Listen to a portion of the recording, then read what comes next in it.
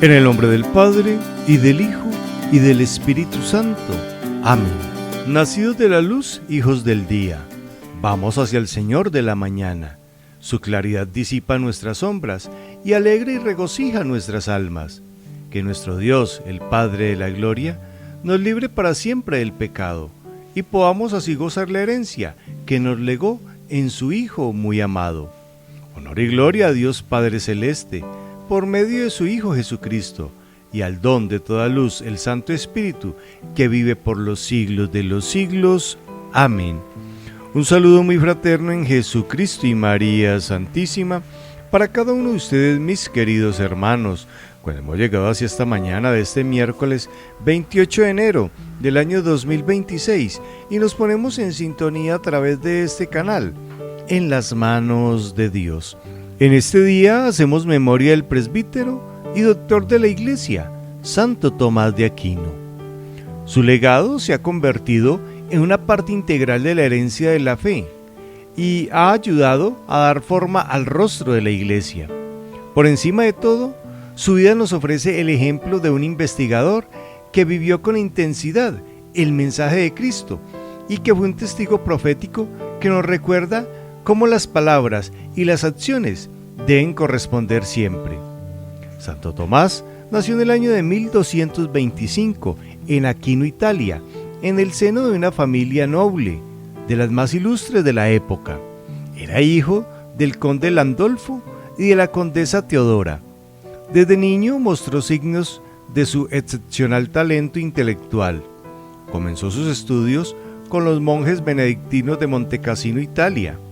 Posteriormente fue a la Universidad de Nápoles, donde su poderosa mente le granjeó fama de sabiduría entre maestros y discípulos.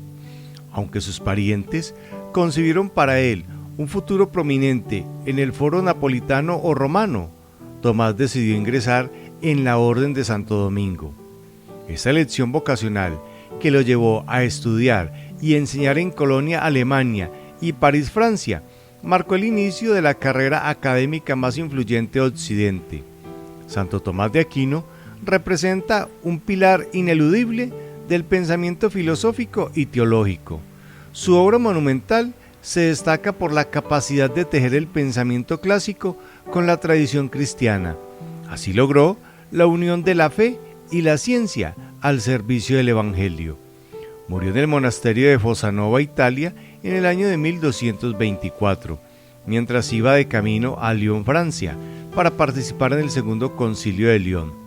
También se le conoce como el Doctor Angélico y su Suma Teológica es la obra cumbre de la teología escolástica. Para nuestra oración y reflexión en esta mañana se nos propone el pasaje evangélico según San Marcos, en el capítulo 4, versículos 1 al 20.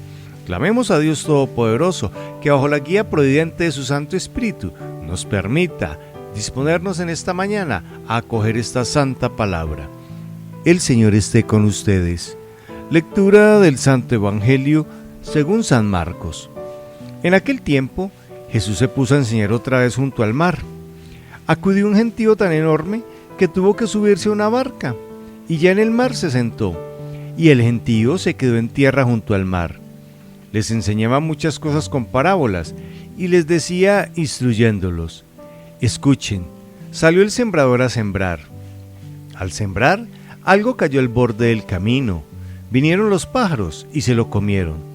Otra parte cayó en terreno pedregoso, donde apenas tenía tierra. Como la tierra no era profunda, brotó enseguida, pero en cuanto salió el sol, se abrasó y por falta de raíz se secó. Otra parte cayó entre abrojos. Los abrojos crecieron, la ahogaron y no dio grano. El resto cayó en tierra buena. Nació, creció y dio grano. Y la cosecha fue del 30 o del 60 o del 100 por uno.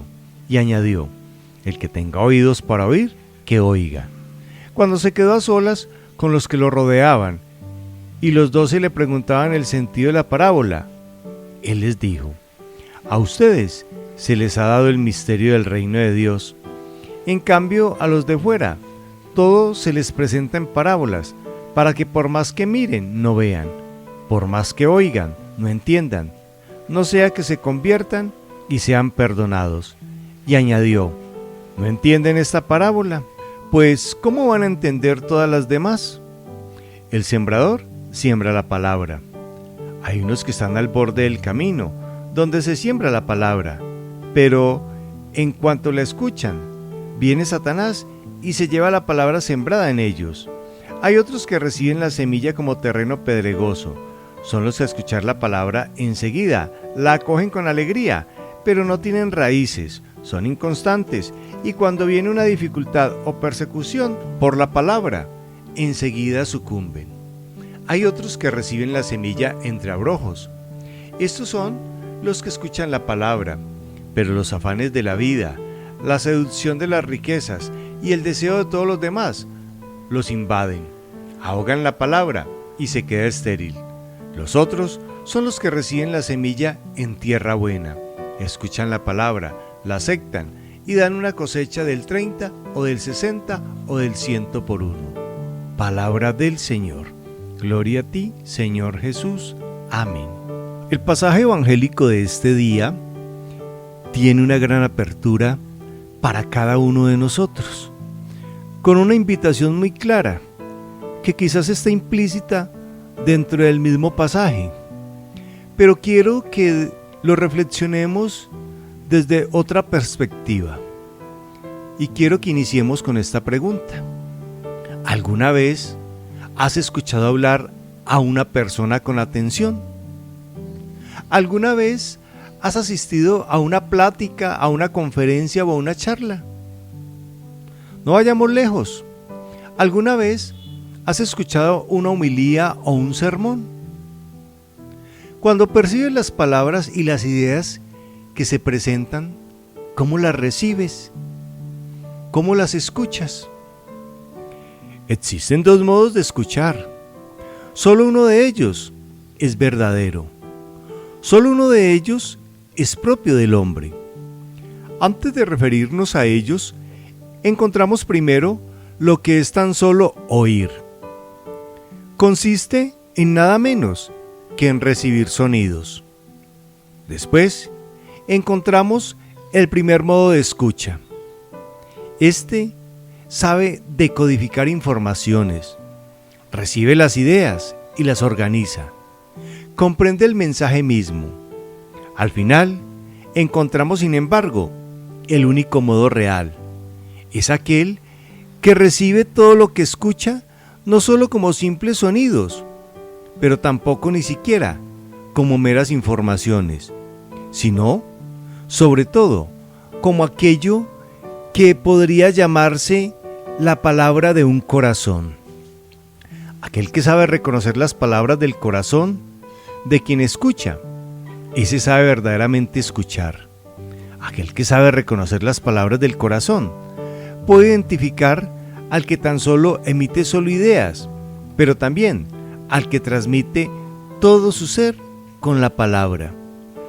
Quizás, si el gentío hubiese buscado mirar más allá de las ideas, quizás si los apóstoles hubiesen mirado más allá de las doctrinas, quizás si yo mismo buscara mirar más allá de las palabras para tocar el corazón, entonces quizás la parábola cesaría de ser parábola para pasar a ser vida. Tenemos que acostumbrarnos a esto. Oír la palabra de Jesús, escuchar la palabra de Jesús en el Evangelio, leer un pasaje, pensar un poco en qué dice, en qué me dice a mí. Si no oigo, ¿qué me habla? Paso a otro. Pero tener ese contacto diario con el Evangelio, rezar con el Evangelio, porque así Jesús me predica, me dice con el Evangelio lo que quiere comunicarme cada día. Conozco a gente que siempre lo lleva y cuando tiene un poco de tiempo lo abre y así encuentra siempre la palabra justa para el momento que está viviendo. Este pasaje evangélico también nos presenta 4 formas en las que podríamos tender a vivir nuestra vida cristiana. Hemos escuchado, por ejemplo, que el camino representa la indiferencia ante la palabra de Dios, que el terreno pedregoso representa la falta de compromiso, y que los espinos representan la inconstancia, y la tierra buena a aquellos que se esfuerzan por ser santos. Otra forma de acercarse a meditar este evangelio es imaginar que en lugar de ser la tierra, nosotros somos la semilla que cae en el mundo. Un mundo lleno de caminos, pedregales y espinos, pero también de tierra buena. Ciertamente es difícil avanzar contracorriente y tratar de dar fruto en lugar en el que todo parece árido. Pero recordemos que Dios no se equivoca al crear a ninguno de nosotros. Cada una de sus semillas ha sido creada para un plan especial que llegue a dar mucho fruto. Si cada uno de nosotros, como semillitas del Señor, nos encontramos en una tierra llena de indiferencia, busquemos motivación en Dios. Si nos encontramos en una tierra donde no hay responsabilidad cristiana, seamos quienes den el primer paso. Si la tierra es inconstante, perseveremos en el amor. Y si la tierra es buena, demos gracias al Señor. Dios nos ha diseñado para dar fruto, y un fruto que permanezca y se extienda por toda la tierra. Amén. Oremos. Gracias, Señor, por crearme y elegirme para ser un instrumento de tu amor. Dame la fortaleza necesaria para permanecer siempre a tu lado, ser capaz de germinar en mi entorno social y así dar fruto de acuerdo con tu santa voluntad. Amén.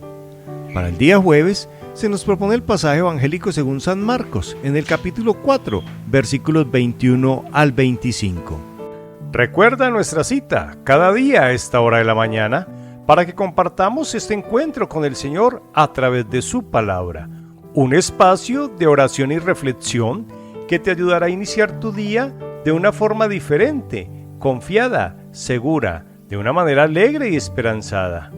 Un encuentro que te ayudará a descubrir nuevos horizontes, pero ante todo te ayudará a ser una persona renovada, con un espíritu alegre, dinámico. Solo aquí, a través de este canal, en las manos de Dios. Les acompaña y les bendice el diácono Mario Suárez Quintero. El Señor esté con ustedes y con tu espíritu. La bendición de Dios Todopoderoso, Padre, Hijo y Espíritu Santo, descienda sobre ustedes y les acompañe siempre. Amén. Podemos seguir en la paz de Jesús. Si dejas todo en las manos de Dios, verás las manos de Dios en todo. Cuídate, cuida a los demás. Quédate en casa. Estamos en las manos de Dios. Feliz día para todos.